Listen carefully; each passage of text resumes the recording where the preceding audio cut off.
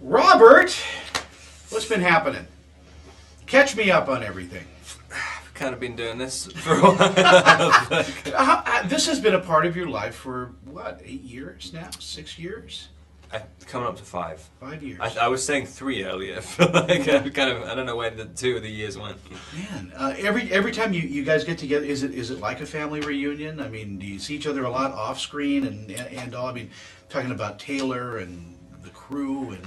Yeah, no, I see a bunch of people a lot. There's like a kind of people from the first movie, like the original cast from the first one. Mm-hmm. I see them all the time. I mean, there's some of my closest friends in LA. I mean, which is really nice. I mean, it doesn't normally happen, and I don't make the same kind of relationships with people on movies now because it was such a different experience. I mean, we had like 20 young people working together and all at the same level, pretty much in their careers. I mean, it was amazing to kind of go through the same experience with all of them. You have to be proud of some of the like Anna Kendrick. I mean, Oscar what a talent she is too. Yeah. I mean, and for her to keep coming back and this is such a delight for the fans to see everybody like this too. It's great. That's crazy about Anna, because Anna has the tiniest little parts in these movies, and she's been nominated for an Oscar. But she is always great. I mean, on the first one, she was great. I mean, you could always see that. There's a whole bunch of people who are going to do great things throughout their careers, I think. Your character. We could talk about the arc. We could talk about the angst in this movie, but it really is a wonderful statement about love and sticking with someone. I mean, we can't get into the plot because I don't want to ruin it for you. Of course, if people have read the book, they know.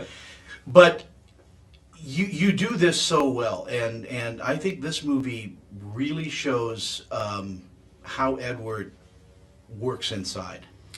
I think more so than the others, yeah. It's kind of because also it's the first time he's been sort of relaxed for throughout the entire series.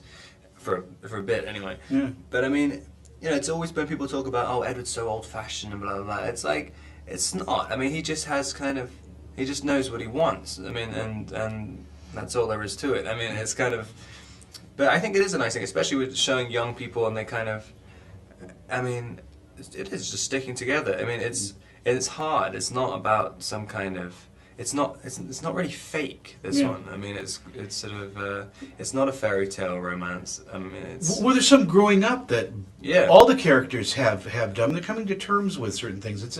It's a wonderful statement about that too. Is leaving the childhood behind you and accepting these responsibilities too.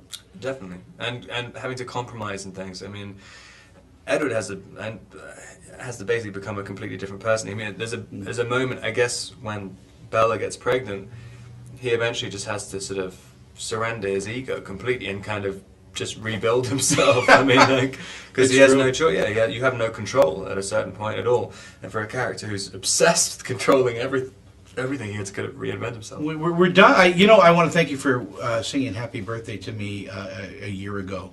Remember, outside the cafe, you guys were great. Thank you for doing that.